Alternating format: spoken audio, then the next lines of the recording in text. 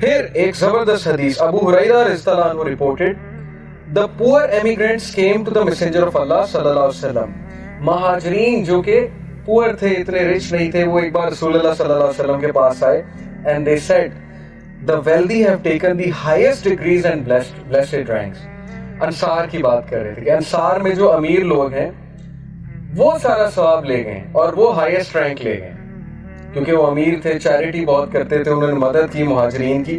اس سے ثابت ہی ہوتا ہے کہ ان میں مقابلہ بازی نیک اعمال کی تھی.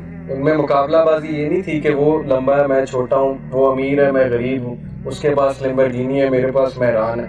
ان کی مقابلہ بازی یہ تھی کہ وہ زیادہ اعمال کر رہے ہیں, وہ تو سبقت لے گئے, تو ہم تو سبقت لے جانے والے ہیں ہی نہیں. اللہ نے تو السابقون کی تعریف کی ہے, ہم تو السابقون ہیں ہی نہیں. تو پروفٹ صلی اللہ علیہ وسلم said, how is that? انہوں نے پوچھا ذرا پتا تو کریں کہ یہ کیسے آپ کہہ رہے ہیں بات. They said, they pray as we pray, they fast as we fast, they give in charity, but we do not have charity to give. They free slaves and we have none to free. یا رسول اللہ, وہ نماز پڑھتے ہیں ہم بھی پڑھتے ہیں, وہ فاسٹنگ کرتے ہیں ہم بھی کرتے ہیں, یہ تو ہم کر سکتے ہیں, لیکن وہ چیریٹی اتنی کرتے ہیں, وہ غلاموں کو چھڑواتے ہیں, ہم تو یہ کر ہی نہیں سکتے, نہ ہمارے پاس غلام ہے نہ ہمارے پاس پیسے, ہم چیریٹی کہاں سے کریں. The Prophet صلی اللہ علیہ وسلم said, shall I teach you something by which you will reach those ahead of you, surpass those after you, and by which no one will be better than you but one who does like you. کیا میں تمہیں وہ عمل نہ بتاؤں کہ تم ان سے بھی آگے نکل جاؤ یا ان کے برابر ہو جاؤ, ان کو سرپاس کر جاؤ. وہ عمل کیا ہے؟ They said, of course یا رسول اللہ, بتائیے. The Prophet صلی اللہ علیہ وسلم said, glorify and exalt and praise Allah 33 times after every prayer. Glorify Allah, Subhan Allah. Exalt Allah, Allahu Akbar, and praise Allah, Alhamdulillah. Subhan Allah, Alhamdulillah, Allahu Akbar 33 بار جو ہر نماز کے بعد پڑھے گا, اور آخری بار لا الہ الا اللہ وحدہ لا شریک لہ لہ الملک و لہ الحمد وہو علی کل شیء قدیر, تو وہ رتبہ پا جائے گا اس شخص جیسا جو چیریٹی بھی کرتا ہے, غلاموں کو آزاد بھی کرتا ہے. تو دیکھیے اسلام میں ذکر کی اور اسلام میں اللہ تعالیٰ کی حمد بیان کرنے میں کتنی فضیلت ہے. تو مہاجرین اس آنسر پہ کتنا خوش ہوئے ہوں گے کہ چلو اگر ہمارے پاس سپینڈ کرنے کے لیے نہیں ہے تو یہ ہماری طرف سے چیریٹی. تو الحامدون, اللہ کی حمد بیان کرنے والے, ہر نماز کے بعد اس کو عادت بنا لے. 33 بار سبحان اللہ, 33 بار الحمدللہ, 33 بار اللہ اکبر, اور پھر اینڈ میں جو میں نے آپ کو بتایا. ابو ذر رپورٹڈ, ایک اور چین سے یہ حدیث تھوڑے سے مختلف الفاظ میں ملتی ہے. Some of the companions came to the Prophet ﷺ and they said, O Messenger of Allah, the rich have taken all the rewards. امیر لوگ سارے rewards لے گئے, یعنی انصار کی بات ہو رہی. They pray as we pray, they fast as we fast, and they give charity from their extra wealth. The Prophet ﷺ said, Has not Allah made for you ways to give charity? کیا اللہ نے تمہارے لیے طریقے نہیں رکھے charity کرنے کے؟ In every glorification of Allah is charity. اللہ کی جو بھی ہم بیان کریں گے وہ چیریٹی, وہ آپ کے لیے صدقہ ہے. In every declaration of His greatness is charity. اللہ کی جو بھی گریٹنس کی آپ بات کریں گے اس میں چیریٹی. In every praise, الحمدللہ کہنے میں, سبحان اللہ کہنے میں, اللہ اکبر کہنے میں اور الحمدللہ کہنے میں چیریٹی ہے. In every declaration of His oneness is charity, یعنی لا الہ الا اللہ کہنے میں چیریٹی ہے. And joining good is charity. اگر آپ کے پاس پیسے نہیں ہیں تو نیکی کا حکم ہے, یہ آپ کی چیریٹی ہے. And forbidding evil is charity. برائی سے روکنا یہ آپ کے لیے چیریٹی ہے. And in a man's intimate relation with his wife is charity. کہ عورت اور مرد کے انٹیمیٹ ریلیشن میں, وائف کے اور ہسبینڈ کے انٹیمیٹ ریلیشن میں چیریٹی ہے. یہ ایک فلسفہ ہے پورا, کیونکہ both are fulfilling each other's needs in a halal way, not looking at anything haram. حلال کی طرف جا رہے ہیں.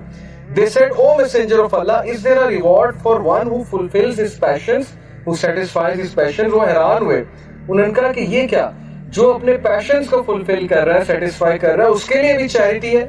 The Prophet صلی اللہ علیہ وسلم said, you see that if he were to satisfy his passions with the unlawful, دیکھو اگر وہ اپنے خواہشات کو حرام طریقے سے فلفل کرے گا, it would be a burden of sin upon him, تو یہ پھر اس کے لیے برڈن ہوگا, گناہ کا ایک برڈن ہوگا اس کے دل پہ. Likewise, if he were to satisfy himself with the lawful, he will have a reward. لیکن اگر وہ حلال طریقہ اڈاپٹ کرے گا تو پھر وہی چیز اس کے لیے ریوارڈ بن جائے گی. تو یہ اسلام ہے. It does not kill our desires, it disciplines our desires. پھر بڑی خوبصورت حدیث ہے صحیح ابن حبان کی حدیث number 5685.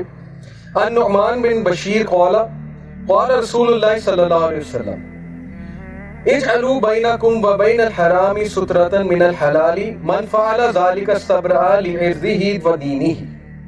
Make between yourself and the unlawful a barrier of what is lawful. اپنے درمیان اور ان لافل چیزوں کے درمیان ایک جگہ آپ ہیں، جیسے آپ کو پکچر میں نظر آ رہا ہے، باڑ لگی ہوئی ہے، اس سائڈ پہ حرام ہے، اس سائڈ پہ حلال ہے. اپنے درمیان ایک باڑ لگا لو، حرام سے بیریئر لے آؤ، اپنے آپ کو محفوظ رکھو. جس بندے نے ایکسپوز کیا ہوا اپنے آپ کو دن رات حرام سے، تو وہ تو پھر گیا. باڑ لگانے سے کیا مراد ہے کہ بھائی جن چیزوں کی وجہ سے تم حرام کی طرف جا رہے ہو ان کو اوائڈ کرو، بیچ میں ایک باڑ لگاؤ. Whoever does so will clear himself in regard to his honor and his religion.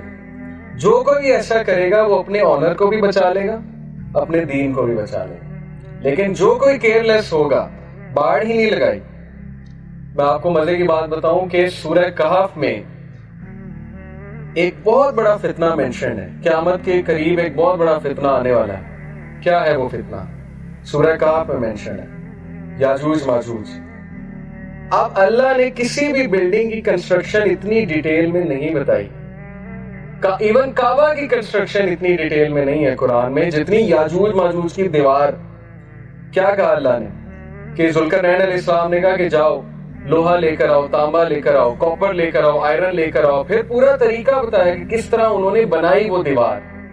کیوں بتا رہے ہیں اللہ تعالیٰ؟ اس پہ علماء نے ایک بڑا زبردست نقطہ بیان کیا. انہوں نے کہا ہے جتنا بڑا فتنہ اتنی زیادہ پریپریشن، اتنی بڑی دیوار. سمجھ آ رہی ہے آپ کو بات؟ یاجوج ماجوج سے بچنا ہے تو عام دیوار نہیں بنی، کنکریٹ کی دیوار نہیں ہے. کاپر اور آئرن، آپ کی سوچ ہے یہ کیا مکسچر ہوتا ہے، پورا الوائے ہے. تو ہم کیسے حفاظت کرتے ہیں اپنی آپ کے سامنے؟ ہم نے اپنے آپ کو کھلا چھوڑا ہوا ہے، ہم نے اپنی نظر کو کھلا چھوڑا ہوا ہے. پھر بعد میں ہم کہتے ہیں ہم حرام میں پڑ گئے، بعد میں ہم کہتے ہیں ہم سے گناہ ہو گئے. تو جتنا بڑا فتنہ اتنی بڑی حفاظت، اتنی بڑی وال آگے لگے. تو اس وال کو بنائیں. whoever does so وہ آنر کو بھی بچا لے گا، اپنے دین کو بھی بچا لے گا. a shepherd who grazes near the side of a sanctum will nearly fall into it. کتنی خوبصورت بات ہے کہ وہ شیفرڈ جو اپنی بکریوں کو یا خود اس جگہ پھر رہا ہے جو باؤنڈری کے قریب ہے، تو کبھی نہ کبھی وہ باؤنڈری سے دوسری سائڈ پہ چلا جائے گا. تو باؤنڈری پہ نہ رہو، دور رہو. ہم باؤنڈری پہ رہیں گے تو کبھی نہ کبھی ہمارا دل کرے گا کہ نہیں، let's go into it, let's fall into it. یہی وجہ ہے ہم گناہوں کی طرف جاتے ہیں کہ ہم باؤنڈری پہ رہتے ہیں، اور وہ بھی ہم احسان جتلاتے ہیں باؤنڈری پہ رہ کے اللہ پہ کہ میں بہت بڑا کام کر رہا ہوں. Verily every king has a sanctum and the sanctum of Allah is his prohibition. ہر بادشاہ کا ایک سینکٹم، ایک سینکٹیٹی ہے، اور اللہ تعالیٰ سبحانہ و تعالیٰ کا سینکٹم کیا ہے؟ اس کی حدود جو اس نے آپ کے لیے ڈیفائن کر دی اور آپ نے فالو کرنے. وَلَا تَقْرَبُوا الزِّنَا، زنا کے قریب بھی نہ جاؤ. اللہ کی سینکٹیٹی ہے، اللہ تعالیٰ کی باؤنڈری ہے. قریب نہ جانے سے مراد یہی ہے کہ وہ حرکتیں ہی نہ کرو، وہ چیزوں کی طرف ہی مت جاؤ جو الٹیمیٹلی تمہیں ادھر لے کر جائیں گے. ہیومن نیچر ہے، انسان پھسلتا ہے. تو یہ حدیث بہت ہی زبردست حدیث ہے with regards to acting on the حدود اللہ. جو کوئی اللہ کی حدود کو بہت سیریس لے گا، بچ کر زندگی گزارے گا. جیسے میں امریکن کمپنی میں جب کام کرتا تھا، ہماری ٹریننگ ہوئی، مینجمنٹ ٹریننگ، اس میں ہمیں ایک فلاسفی پڑھائی انہوں نے، زیرو انسیڈنٹ فلاسفی. وہ فلاسفی پڑھ کے میں حیران رہ گیا کہ دیکھیں یہ ریئل لائف میں کتنے کیئرفل ہوتے ہیں گورے. وہ فلاسفی یہ تھی، زیرو انسیڈنٹ فلاسفی، کہ آپ سب ورکرز نے جو بھی ٹریننگ وہاں پہ لے رہے تھے، آپ نے جیسے ہی ایکسیڈنٹ کا چانس بھی دیکھنا ہے آپ نے اسے رپورٹ کرنا. اور مذہبہ خیز طریقے سے وہاں رپورٹنگ ہوتی تھی، لیکن وہ کرتے تھے. مثال کے طور پہ اب میں جہاں پہ کام کرتا تھا وہاں پہ ویلڈنگ بھی ہوتی تھی، وہاں پہ کنکریٹ بھی ہوتی تھی، وہاں پہ میٹل کے پیسز بھی گرتے تھے، وہاں پہ پانی سپل ہوا ہوتا تھا، کیچڑ ہوتی تھی، فیلڈ ایریا تھا. تو گورے اتنے کیئرفل ہیں ایکسیڈنٹس کے بارے میں، زیرو انسیڈنٹ فلاسفی کے اتنے قائل ہیں کہ تھوڑی سی کیچڑ ہوتی تھی وہ اس کو بیریکیڈ کر دیتے چاروں طرف سے کہ کوئی اندر ہی نہ جائے.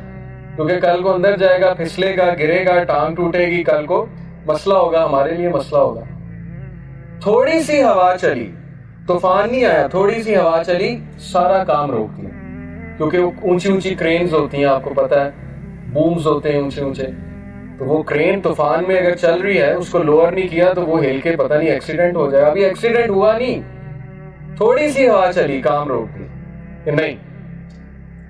تو جب وہ کریں تو وہ انٹیلیجنس ہے. اور جب اسلام کہے کہ قریب بھی نہیں جانا, تو ہم اعتراض کرتے ہیں کہ یہ کیا, اسلام میں ہر چیز حرام ہے, یہ بھی حرام ہے, وہ بھی حرام ہے. وہ اپنے لیے اتنی چیزیں حرام کر لیتے ہیں سکسیڈ کرنے کے لیے, ڈیفرڈ گریٹیفائڈ پیٹرن لگاتے ہیں, گریٹیفیکیشنز کو ڈیفر کرتے ہیں تاکہ میں سکسیڈ کروں. لیکن وہی چیز جب اسلام کہتا ہے تو ہم اللہ پہ اعتراض کرتے ہیں, ہم کہتے ہیں یہ کیا, ہر چیز حرام ہے دین. تو اسلام سے بڑا زیرو انسیڈنٹ فلسفی کا اور کون قائل ہے کہ بھائی وہ چانس ہی نہ دو جس سے ایکسیڈنٹ ہو, سیدھی سی بات. تو حدود اللہ کو پامال کرنا وہ ہمارے لیے مصیبت بنے گا, وہ ہمارے لیے مسئلہ بنے گا, اور حدود اللہ کو فالو کرنا وہ ہمارے لیے بینیفیشل ہوگا. اور لاسٹ حدیث انشاءاللہ اس کے بعد مغرب پڑھتے ہیں. The messenger of Allah sallallahu alaihi wasallam said, whoever seeks the pleasure of Allah by the displeasure of people, Allah will suffice him against the people. جو کوئی لوگوں کی ناراضگی مول لے کے اللہ کو راضی کر لیتا ہے, تو اللہ تعالیٰ لوگوں کے ایجنڈوں سے, لوگوں کے ان سے میکنیشن سے, ان کی سازشوں سے اس کو بچاتا بھی ہے, اور عنقریب اللہ لوگوں کو بھی اس سے خوش کر دیتا ہے. لیکن whoever seeks the pleasure of people by the displeasure of Allah, Allah will leave him to the patronage of people. پھر اللہ اسے کہتا ہے کہ اب تم اور لوگ جانے, تم نے لوگوں کو پلیز کرنا ہے مجھے چھوڑ کے, تو پھر ٹھیک ہے, اب تم خود ہی اپنے مسئلے حل کرو. اور ایسا ہی ہوتا ہے کہ ہم لوگوں کو پلیز کرتے ہیں اللہ کو ڈسپلیز کر کے. لوگ حرام کہتے ہیں, ہم کہتے ہیں ہم بھی کریں گے. لوگ حرام کو فالو کرتے ہیں, ہم کہتے ہیں چلو کوئی بات نہیں, اللہ نے کچھ اور کہا, اٹس اوکے, ہم لوگوں کو فالو کریں گے. تو پیئر پریشر بہت بڑی چیز ہے, بہت مسئلہ ہے پیئر پریشر ہماری جنریشن کا. کیونکہ we just want to be known, ہمیں خواہش ہوتی ہے کہ میرا بھی ایک نام ہو, میں بھی کوئی کام کروں. اس کے لیے پھر ہم بہت سے حرام کام کرتے ہیں, اس کے لیے پھر ہم بہت سی چیزیں کرتے ہیں, اور وہ چیزیں الٹیمیٹلی ہمیں حرام کی طرف لے جاتی ہیں. تو یہ حدیث یاد رکھیے کہ لوگوں کو خوش کرنے کے لیے اللہ کو ڈسپلیز کریں گے تو پھر اللہ ہمیں لوگوں کے حال پہ چھوڑ دے, اور پھر لوگ ذلیل کریں گے, لوگوں سے پھر ضلالت ملے گی. کچھ دیر بعد وہی لوگ نے آپ کو چھوڑ دیں. یہی زندگی کا تجربہ ہے. جن کو آپ نے اللہ کو چھوڑ کے خوش کیا تھا, کچھ دیر بعد انہوں نے آپ کو چھوڑ دیا, انہوں نے السلام علیکم کر دیں. تو یہ لیسن آفٹر لیسن اللہ تعالیٰ سنسیئر, سب سے سنسیئر بینگ ہماری لائف میں اللہ سبحانہ و تعالیٰ کی ذات ہے. اس لیے to ignore such a being and to displease such a being is foolishness. اللہ تعالیٰ ہمیں اپنے آپ کو پلیز کرنے والا بنا دے, اور اللہ تعالیٰ ہمیں یہ جو ایٹریبیوٹس میں نے آپ کو بتایا سورہ توبہ کے, یہ سارے ایٹریبیوٹس اللہ تعالیٰ ہمیں ڈال دیں. اور اس کے لیے ظاہر ایفرٹ ہے, اس کے لیے بہت زیادہ آپ کو نفس مارنا پڑے گا, من مارنا پڑے گا, روٹین چینج کرنی پڑے گی, لائف سٹائل چینج کرنا پڑے گا, ایسے ہی نہیں ہو جائے گا. تو اس کے لیے آپ ریڈی ہو جائیں مینٹلی, پورا ویک ہے آپ کے پاس, ان ایٹریبیوٹس کو اپنے اندر لانے کی کوشش کیجیے. جزاکم اللہ خیر. سبحانک اللہم و بحمدک, اشہد ان لا الہ الا انت استغفرک و اتوب الیک. السلام علیکم و رحمۃ اللہ وبرکاتہ.